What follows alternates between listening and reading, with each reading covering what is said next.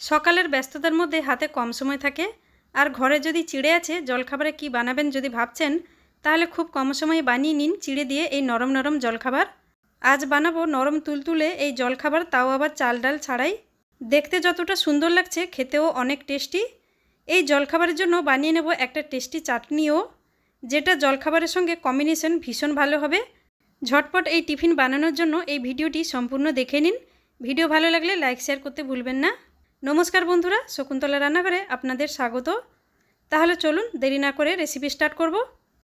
প্রথমে আমরা super tasty চাটনি বানিয়ে নেব। তার জন্য এখানে দেখুন হাফ নারকেলকে আমি ছোট ছোট করে কেটে নিয়েছি। আপনারা কতটা চাটনি বানাবেন সেই হিসেবে নারকেল কম বেশি নিয়ে নেবেন। আর তার সঙ্গে 2 বড় চামচ নিয়েছি ভাজা চিনেবাদাম। চিনেবাদামকে শুকনো কড়াইতে ক্রিস্পি করে ভেজে নিয়ে তারপর খোসা ছাড়িয়ে নিয়ে এতে ব্যবহার করবেন। এখানে আপনারা চিনেবাদামকে স্কিপ করে চিনেবাদামের বদলে ভাজা ছোলার ডালও নিতে পারেন। ঝালের জন্য এখানে দিয়ে দিলাম 2 থেকে 3টে শুকনো লঙ্কা। আপনারা এর জায়গায় কাঁচা লঙ্কাও নিতে পারেন। হাফ ছোটো চামচ গোটা জিরে দিয়ে দিলাম আর পরিমাণ মতো নুনও দিয়ে দিলাম। চটপটের টেস্টের জন্য দিয়ে দেবো 1 বড় চামচ লেবুর রস।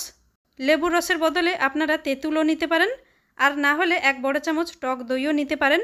এবার আমরা প্রয়োজন মতো জল দিয়ে দেব। তারপর এটাকে পালিশ করে বেটে নেব। বেটে নেওয়ার পর একটা বাটিতে ঢেলে নিতে হবে।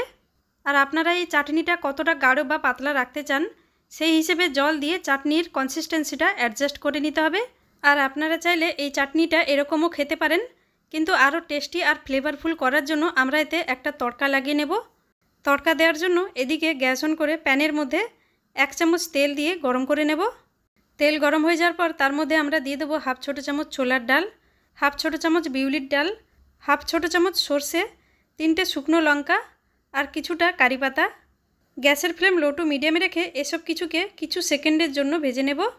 ততক্ষণ ভেজে নিতে হবে যাতে আমাদের সর্ষে ফুটে যাবে, ডালগুলোও একটু ভাজা হয়ে যাবে আর সুগন্ধও এসে যাবে।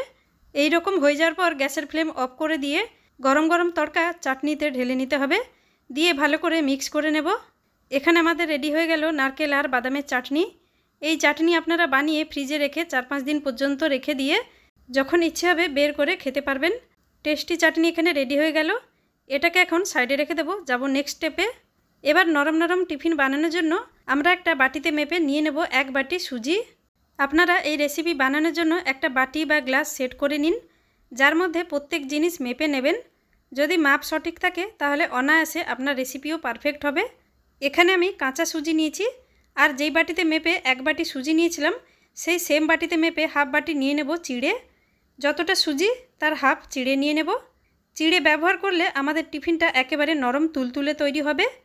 এখানে আপনারা যে কোনো টাইপের চিড়ে নিতে পারেন, পাতলা বা মোটা। আর আপনাদের চিড়েতে যদি ময়লা থাকে তাহলে চিড়েটাকে একটু ধুয়ে নিয়ে সুজিতে দিয়ে দেবেন। এবার আমরা এতে অ্যাড করব টক দই। দই যেন বেশি টক না হয়, হালকা একটু টক দই হলে চলবে। তো যতটা আমরা চিড়ে নিয়েছিলাম ততটাই নিয়ে নেব দই। হাফ বাটি দই নিতে হবে। আর তার সঙ্গে আমরা হাফ বাটি দিয়ে দেবো জল। প্রথমেই বেশি জল দেব না, পরে আমরা আরও জল অ্যাড করব। এবার এসব দিয়ে দেওয়ার পর আমরা সব কিছুকে ভালোভাবে মিক্স করে নেব। আর একবার আমি মেজারমেন্টটা বলে দিচ্ছি। 1 বাটি সুজি, হাফ বাটি চিড়ে, হাফ বাটি দই আর হাফ বাটি জল দিয়ে দিলাম। এবার সব কিছু ভালোভাবে মিক্স করার পর এটাকে আমরা ঢাকা দিয়ে 5 থেকে 10 মিনিটের জন্য রেস্টে রেখে দেব, যাতে সুজি আর চিড়েটা একটু ফুলবে আর নরমও হয়ে যাবে। 8-9 মিনিট পর এখানে দেখুন সুজি আর চিড়েটা ভালোভাবে ফুলে গেছে আর জলটাও একেবারে শোক করে নিয়েছে। দেখুন কত গাঢ় গাঢ় শুকনো শুকনো হয়ে গেছে। এবার আমরা এই ভেজানো চিড়ে আর সুজিটাকে একটা মিক্সিং জারে দিয়ে দেব। এখানে পুরোটাই আমি দিয়ে দিচ্ছি। আর তার সঙ্গে আমরা সেই সেম মেজারিং বাটিতে মেপে হাফ বাটি দিয়ে দেবো জল। সুজি আর চিড়ে ভেজানোর সময় হাফ বাটি জল ব্যবহার করেছি। এবার এটাকে বাটার জন্য আরও হাফ বাটি জল আমি এখানে দিয়ে দিলাম। তাহলে টোটাল 1 বাটি জল এটাতে ব্যবহার করলাম। এবার কি করব, এসব কিছু আমরা পালিশ করে বেটে নেব। বেটে নেওয়ার পর একটা বড় বাটিতে ঢেলে নিতে হবে। এখানে দেখুন এই যে ব্যাটারটা আমরা বানালাম এটা কতটা গাঢ় আছে, যেমন ইডলি ব্যাটার হয় সেই রকমই হয়েছে। এতে আমরা আরও একটু জল দেব পাতলা বানানোর জন্য, কিন্তু এখন দেব না, পরে অ্যাড করব। এবার এতে দিয়ে দেবো পরিমাণ মতো নুন। নুন দিয়ে আরেকবার ভালো করে মিক্স করে নেব। অনেক সময় কি হয়, নুন দিয়ে দেওয়ার পর একটু ব্যাটারটা পাতলা হয়ে যায়, সেই জন্য প্রথম থেকে বেশি পাতলা করবেন না। যতটা আমি মেজারমেন্ট বলেছি সেই হিসেবে আপনারা জল দিয়ে মিক্স করে নেবেন। যেহেতু এই টিফিন আমরা ইনস্ট্যান্ট বানাবো, সেজন্য এটা নরম আর জালিদার বানানোর জন্য আমরা এতে ইনো ইউজ করব। ইনোর বদলে আপনারা হাফ ছোট চামচ খাওয়া সোডাও নিতে পারেন। আমি যতটা ব্যাটার বানিয়েছি তার জন্য 1 ছোট প্যাকেট ইনো যথেষ্ট হবে। এটা 1 ছোট চামচ মতো হবে। যেহেতু ব্যাটারটা আমাদের একটু গাঢ় ছিল আর ইনোটাকে অ্যাক্টিভেট করার জন্য আমরা 4 থেকে 5 বড় চামচ জল দিয়ে ভালোভাবে মিক্স করে নেব। খেয়াল রাখবেন ইনো মিক্স করার সঙ্গে সঙ্গেই টিফিন বানানো স্টার্ট করে দেবেন। ইনো মিক্স করে বেশিক্ষণ ব্যাটারটাকে ছেড়ে দেবেন না। এই ব্যাটার বানানোর জন্য আপনাদের হয়তো 2-3 চামচ বেশি বা কম জল দরকার হতে পারে। সুজি আর চিড়ের কোয়ালিটির উপর ডিপেন্ড করবে। এখানে আপনারা ব্যাটারের ফাইনাল কনসিস্টেন্সিটা দেখে নিন। না বেশি গাঢ় আর না বেশি পাতলা, মিডিয়াম থিকনেস থাকবে।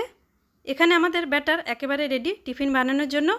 এবার কি করব, গ্যাস অন করে একটা প্যান বসিয়ে দেব। এখানে আমি একটা ননস্টিক প্যান নিয়েছি, আপনারা তাওয়াও নিতে পারেন। এই টিফিন বানানোর জন্য ননস্টিক প্যান নিলে খুব ভালো টিফিন তৈরি হবে।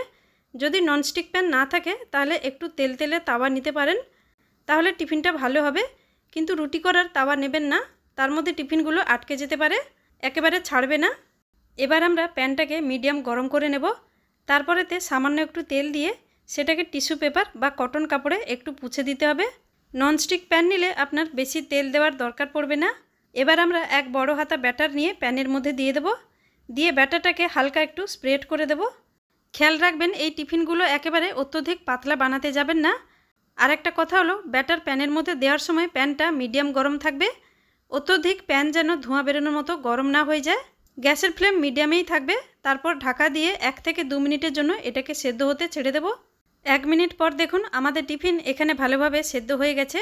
আর দেখুন কত জালিদার তৈরি হয়েছে। কিভাবে বুঝবেন যে এটা হয়ে গেছে বলে? এই টিফিনের ওপর দিকটা শুকনো শুকনো লাগবে। হাত দিয়ে দেখলে হাতের মধ্যে ব্যাটার একেবারেই লাগবে না, তাহলে জানবেন এটা পারফেক্টভাবে সেদ্ধ হয়ে গেছে। আর এটার নিচের দিকটা দেখুন সুন্দরভাবে কালারও এসে গেছে, পুড়ে যায়নি, ভালোভাবে কুক হয়ে গেছে। সেই জন্য গ্যাসের ফ্লেম মিডিয়াম রেখে টিফিনগুলোকে বানিয়ে নেবেন, একেবারেই হাই ফ্লেম করবেন না। আর যেহেতু ওপর দিকটা ভালোভাবে সেদ্ধ হয়ে গেছে, সেজন্য এটাকে উল্টো দিকে সেঁকার দরকার নেই, এইরকমভাবেই নামিয়ে নেব। সেকেন্ড টিফিন বানানোর আগে তেলওয়ালা টিস্যু পেপার বা কটন কাপড়ে একটু পুছে নেবেন। তারপর ব্যাটার দিয়ে দেবেন। আর ব্যাটারটা অটোমেটিক স্প্রেড হয়ে যাবে, বা আপনারা হালকা একটু স্প্রেড করে দিয়ে ঢাকা দিয়ে কিছুক্ষণের জন্য আপনারা কুক করে নেবেন। তাহলে আপনাদের টিফিন একেবারে রেডি হয়ে যাবে। এখানে আমাদের একেবারে নরম জালিদার চিড়ে দিয়ে তৈরি আপ্পাম বা নরম দোসা একেবারে রেডি। আপনারাও খুব কম সময়ে এই জলখাবার বানিয়ে নিন। আর কেমন হয়েছিল আমাকে জানাতে ভুলবেন না। আজ তাহলে এই পর্যন্ত, চলে আসবো আরেকটা অন্য কোনো রেসিপি নিয়ে। ততক্ষণ ভালো থাকবেন, সুস্থ থাকবেন। Thanks for watching.